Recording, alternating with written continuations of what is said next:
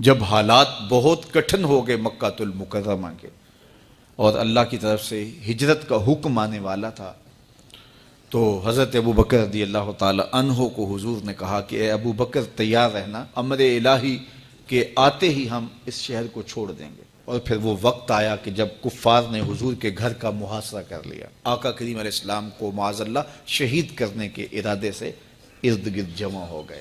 آقا کریم علیہ السلام نے ہاتھ میں خاک پکڑی اور سورہ یاسین پڑھتے ہوئے ان کی آنکھوں میں جھونکتے ہوئے حضور گزر گئے اور انہیں پتہ بھی نہ چلا، اور وہ مکان کا محاصرہ کیے ساری رات کھڑے رہے۔ صبح بستر سے حضرت علی المرتضیٰ اٹھے، اللہ اکبر، تو آقا کریم علیہ السلام نکل گئے اور حضرت ابو بکر صدیق کے گھر تشریف لے گئے۔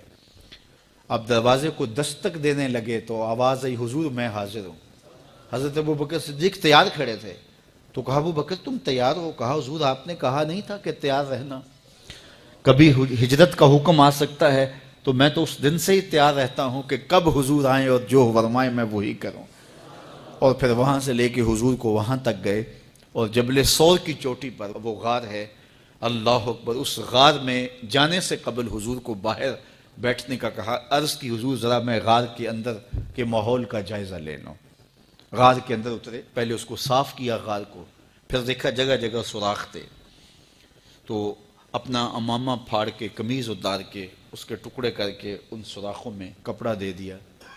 2 سوراخ ایک روایت کے مطابق، اور ایک روایت کے مطابق 1 سوراخ بچ گیا، اس میں اپنی ایڑی رکھ دی، اور پھر آواز دی جان عالم اندر تشریف لائیے۔ تو آقا کریم علیہ السلام غار میں چلے گئے، تو سیدنا صدیق اکبر رضی اللہ تعالی عنہ نے اپنی گود میں آپ کا سر رکھا اور حضور لیٹ گئے۔ اللہ اکبر، کیا منظر ہوگا! صدیق اکبر نے حضور کو دیکھا اور جی بھر کے دیکھا، اور ایسا دیکھا کہ کوئی اور شریک بھی نہیں تھا۔ یہ واقعہ حضرت سیدنا عمر سے روایت ہے، کتب صحاح میں ہے، اور حضرت عمر رضی اللہ تعالی عنہ یہ بات بیان کرتے ہوئے رو پڑے، اور آپ کہا کرتے تھے کہ ابو بکر یہ غار والی نیکی مجھے دے دیں اور میری ساری زندگی کی نیکیاں لے لیں۔ اللہ اکبر۔ تو حضور علیہ السلام حضرت ابو بکر صدیق کی آغوش میں ہیں۔ اب ہوا کیا کہ سانپ نے جب ہر راستہ مسدود پایا، تو خیر وہ اس راستے پہ پہنچا جہاں انسانی گوشت نظر آیا، تو سانپ نے پھر ڈنگ لگایا۔ سانپ کا ڈنگ اچانک، تو انسان تو کپ کپا کے رہ جاتا، اچانک تو چیونٹی کاٹ جائے تو انسان کپ کپا کے رہ جاتا ہے، چھپکلی گر جائے اچانک تو بندہ اپنے وجود کو جو ہے وہ متوازن نہیں رکھ پاتا، تو نیچے سے سانپ اور وہ ڈنگ لگا رہا ہے۔ لیکن لفظ سنیے، یہ حضرت عمر کی روایت ہے کہ حضرت سیدنا صدیق اکبر نے اپنی ٹانگ کو جنبش نہیں آنے دی، مخافۃ ان یتنبہ رسول اللہ، اس ڈر سے کہ کہیں حضور بیدار نہ ہو جائے۔ ساری توجہ ادھر رہی، بے اختیار آنکھوں سے آنسو ڈھلک پڑے، درد کی شدت اتنی تھی، اور آنسو گرے تو حضور کے رخسار پہ۔ آقا کریم بیدار ہو گئے۔ بیدار ہوتے ہی میرے حضور نے کہا، مالک یا ابا بکر، ابو بکر کیا ہوا؟ تو یہ ہوتی ہے ہنگامی صورتحال۔ ہنگامی صورتحال میں کسی کو پکاریں یا کسی کو کوئی جواب دیں تو مروجہ آداب کی رعایت کے ساتھ جو لفظ بولے جاتے ہیں وہ ترک کرنے پڑتے ہیں۔ اس مائک میں کرنٹ تھا، تو میں قریب ہونے لگا، تو آپ نے مجھے متنبہ کرنا تھا، تو میرے ساتھ آپ بہت پیار کرتے ہیں، بہت محبت کرتے ہیں، تو آپ نے اگر مجھے یہ بتانا ہو کہ اس میں کرنٹ ہے، اور اگر آپ نے منہ قریب کر لیا تو آپ کو نقصان پہنچ سکتا ہے، تو میرے نام کے ساتھ 20 القاب لیں گے؟ آپ نہیں لیں گے، آپ جلدی جلدی جو ہے وہ مجھے کہیں گے جناب یہاں کرنٹ ہے، تو میں یہیں سے رک جاؤں گا۔ یہ تو ہے کہ آپ میرے لیے کر رہے ہیں، اور اپنے لیے کسی کو پکاریں تو پھر بھی یہی بات ہے۔ اللہ اکبر۔ اب حضور نے جب کہا نا مالک یا ابا بکر، ابو بکر کیا ہوا، تو اب ہنگامی صورتحال تھی نا، تو فوراً کہتے لدغت، ڈسا گیا، مجھے سانپ نے ڈس لیا، فوراً یہ کہتے نا۔ لیکن حضرت ابو بکر تیری محبت پہ قربان، کائنات میں آپ نے ایسا عاشق نہیں دیکھا ہوگا، سانپ ڈنگ پہ ڈنگ لگا رہا ہے اور ٹانگ شل ہو گئی ہے، زہر سرایت کر گیا ہے۔ حضرت ابو بکر نے جواب دیا، لدغت فداک امی و ابی یا رسول اللہ، حضور میری ماں بھی آپ کے قدموں پہ قربان، میرا باپ بھی آپ کی راہوں پہ نچھاور، مجھے سانپ نے ڈس لیا ہے۔ تو اس مشکل وقت کے اندر بھی ادب کا کرینہ نہیں چھوڑا۔ جب معراج کا واقعہ ہوا تو یہ بہت عجیب و غریب واقعہ تھا۔ تو آقا کریم نے جب اعلان کیا کہ بتایا کہ اللہ نے یوں مجھے خلوتوں میں بلایا، تو قریش نے سمجھا کہ اس سے بڑھ کر اور موقع کیا ملے گا پراپیگنڈے کا۔ تو کہا ابو بکر کوئی نئی بات سنی ہے؟ کہا تم سنا دو۔ کہا اگر کوئی کہے کہ رات کی مختصر تنہائی میں مسجد حرام سے مسجد اقصیٰ تک پہنچا ہوں، پھر وہاں سے واپس بھی آ گیا ہوں، تو بات ماننے میں آتی ہے؟ آپ نے برجستہ کہا بالکل ماننے میں نہیں آتی۔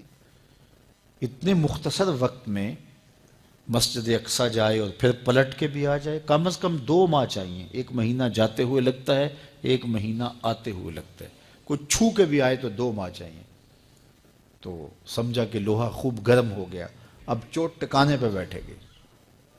کہا ماننے میں نہیں نہ آتی؟ کہا بالکل نہیں ماننے میں آتی۔ تو کہا پھر تیرا یار ہی تو کہتا ہے۔ تو حضرت ابو بکر صدیق نے فرمایا وہ واقعی کہتے ہیں؟ ہاں ہاں ہاں انہی کا کہنا ہے۔ تو حضرت ابو بکر بولے لئن قالہ فقد صدق فاصدقہ، اگر انہوں نے کہا ہے تو سچ کہا ہے، میں تصدیق کرتا ہوں۔ کہا ابھی تو تم کہہ رہے تھے کوئی کہے تو ماننے میں نہیں آتا، کہا کوئی کہے تو اب بھی نہیں مانوں گا، وہ اس سے بھی عجیب کہے تو مان لوں گا۔ اللہ اکبر۔ فَبِذَلِكَ سُمِّيَ صدیق، علماء نے لکھا یہ وہ وجہ تھی جس کی وجہ سے آپ کو صدیق پکارا جانے لگا۔ معراج کی تصدیق کی اور صدیق کہلائے۔ صدیق تصدیق سے بھی ہے، اور ساری زندگی آپ نے جھوٹ زبان پہ نہیں آنے دیا۔ آپ کی طبع میں جو صداقت رچی بسی تھی، بلکہ ایک مشکل وقت آیا آپ پر، وہ جب حضور علیہ السلام کو اللہ کا حکم ہوا اور ہجرت کر کے حضور مکہ سے مدینہ کی طرف عازم سفر ہوئے، تو حضرت سیدنا صدیق اکبر رضی اللہ تعالیٰ عنہ ساتھ تھے۔ مکہ المکرمہ سے جو مدینہ المنورہ ہے وہ شمال کی جانب ہے، اور غار ثور مکہ المکرمہ سے جنوب کی سمت ہے۔ تو آقا کریم علیہ السلام نے سفر کرنا تھا مدینہ شریف کا، تو شمال کی سمت نہیں گئے بلکہ وہاں سے سفر جنوب کی جانب کیا، اور پھر وہاں سے حضور جو ہے وہ 3 دن گزارنے کے بعد مدینہ المنورہ کی جانب روانہ ہوئے۔ یہ سارے ادھر ڈھونڈتے تھکتے رہے، اور حضور وہاں آرام کرتے رہے، اور 3 دن کے بعد جب ڈھونڈ کے ان کو کچھ نہ ملا، تو آقا کریم وہاں سے نکلے اور سیدھا مدینہ المنورہ کی جانب عازم سفر ہوئے۔ انہوں نے 100 سرخ اونٹ حضور کی گرفتاری کے لیے انعام رکھا ہوا تھا۔ تو مختلف قبائل کے لوگ حضور کو ڈھونڈنے کے لیے نکلے تھے کہ بہت بڑا انعام ہے، 100 سرخ اونٹ ملیں گے۔ ایسے لوگ بھی تلاش کر رہے تھے جو حضور کو جانتے نہیں تھے۔ تو راستے کے اندر حضرت ابو بکر صدیق سے کوئی شخص ملا، اور اسے شک پڑا کہ جن کو میں ڈھونڈ رہا ہوں کہ وہ کہیں یہی نہ ہو۔ تو اس نے حضرت ابو بکر صدیق سے پوچھا آپ کا نام؟ تو انہوں نے کہا میرا نام عبداللہ ہے، ابو بکر ہوں۔ تو اس نے پھر حضور کا پوچھا۔ اب حضور کو وہ ڈھونڈ رہے ہیں۔ آج امتحان آیا نا، صدیق اکبر کی صداقت کا امتحان آ گیا اور عشق کا امتحان آ گیا۔ اگر کہیں یہ حضور ہیں تو عشق گوارا نہیں کرتا کہ یہ گرفتاری عمل میں آئے، اور اگر کہیں کہ یہ حضور نہیں ہیں تو ابو بکر صدیق کیسے رہیں گے؟ آج کل تو وہ سڑکیں بن گئی ہیں اور سائن لگے ہوئے ہیں، آپ اکیلے یہاں سے نکلیں تو جہاں جانا چاہیں خود جا سکتے ہیں۔ اس وقت تو پہاڑی راستے ہوتے تھے، یا تو لوگ قافلوں کے ساتھ چلتے تھے، اور اگر کسی کو ہنگامی طور پہ اکیلے جانا پڑتا تو وہ گائیڈ ساتھ لیتا جو راستے بتاتا۔ اس کو عربی میں ہادی کہتے ہیں، ہادی، رہنما، گائیڈ جو راستہ بتاتا۔ تو حضرت ابو بکر صدیق سے اس نے پوچھا یہ کون ہے آپ کے ساتھ؟ تو حضرت ابو بکر صدیق بولے ھذا ہادی یہدینی الی صراط المستقیم، یہ میرا ہادی ہے جو مجھے سیدھی راہ پہ چلا رہا ہے۔